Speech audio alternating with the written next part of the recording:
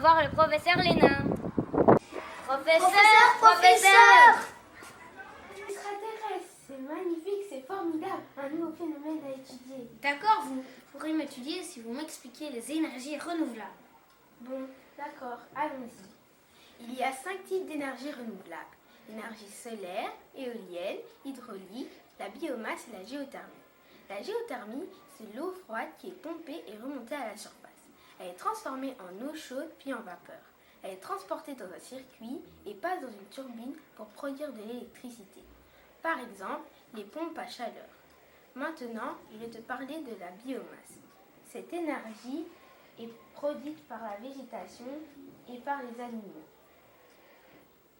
La source d'énergie de biomasse la plus utilisée est le bois de chauffage. Allons à Vienne et à l'Ewalef pour regarder les panneaux solaires. Voici des panneaux photovoltaïques. Le bâtiment ici produit de l'énergie pour lui tout seul. Qu'est-ce que c'est l'énergie solaire? L'énergie solaire est l'énergie du soleil.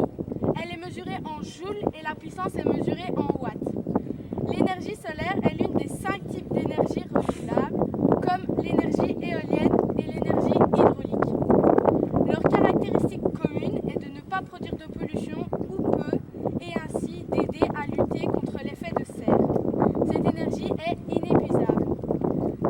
Qu'est-ce que c'est des panneaux photovoltaïques? Les panneaux photovoltaïques transforment les rayonnements en électricité. Des panneaux photovoltaïques piègent les rayons du soleil qui sont ensuite transformés par des absorbeurs métalliques en électricité. Qu'est-ce que c'est l'énergie solaire thermique? Les panneaux servent à capter de la chaleur pour obtenir notamment de l'eau chaude. Qu'est-ce que c'est les panneaux polycristallins et les panneaux monocristallins? Les panneaux polycristallins sont de couleur bleue et les panneaux monocristallins sont généralement de couleur foncée. Mais ils n'ont pas la même force. Les panneaux monocristallins captent plus facilement les rayonnements directs et les panneaux monocristallins captent plus facilement la lumière ambiante. Qu'est-ce que c'est le rayonnement solaire? Cette énergie arrive sur Terre sous forme de rayonnement. Elle est utilisée naturellement par les plantes photosynthèse. Qu'est-ce que c'est l'énergie solaire dans la nature? L'énergie solaire est captée par les plantes, à l'origine de nos aliments. L'énergie des plantes est aussi utilisée par les hommes, en dehors de l'alimentation. Qu'est-ce que c'est l'énergie solaire thermodynamique? Les rayonnements du soleil chauffent de l'eau qui se transforme en vapeur. Cette vapeur fait tourner une turbine. L'énergie de la turbine en mouvement se transforme en énergie électrique.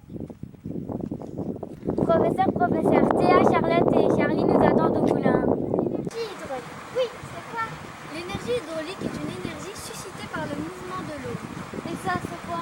Tu connais pas? Tu viens d'où? Je viens d'une autre planète. Ah, donc maintenant, les extraterrestres parlent français? Petit, on va parler plus. Nous allons te montrer comment ça fonctionne.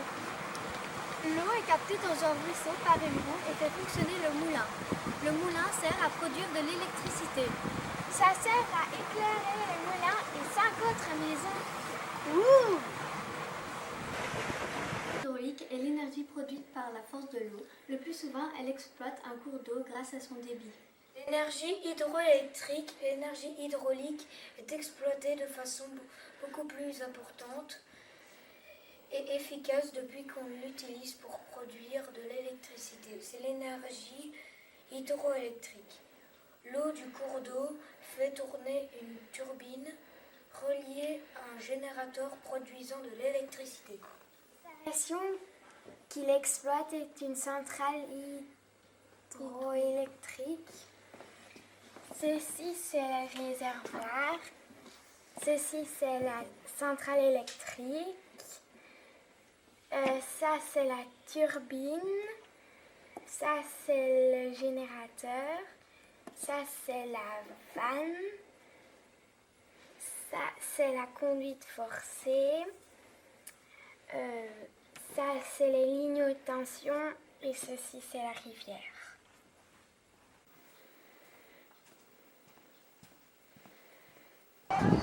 C'est quoi les trucs qui tournent là?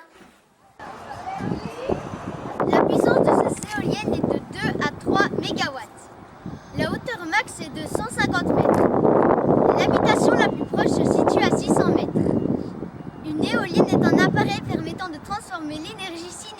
vent en énergie mécanique de type éolienne.